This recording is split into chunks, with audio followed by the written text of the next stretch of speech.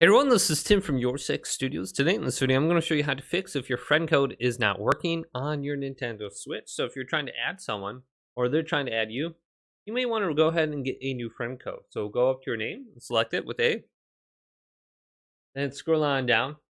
And we want to go to where it says User Settings and then go to the right. And then go to where it says Friend Settings. And we should be able to select this now. Then we can reissue our friend code. So it says Reissue Friend Code. This will change your friend code. Your friend code will be reissued. You won't be able to receive another code for 30 days. So once you do this, your friend code will be completely different now.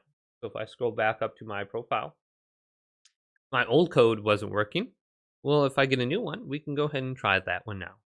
Provide your friend your new code and you should be good to go. Hopefully this video did indeed help you out. If it did, leave it a big thumbs up and subscribe to my channel down below for more tech out videos coming up next on YourSixStudios.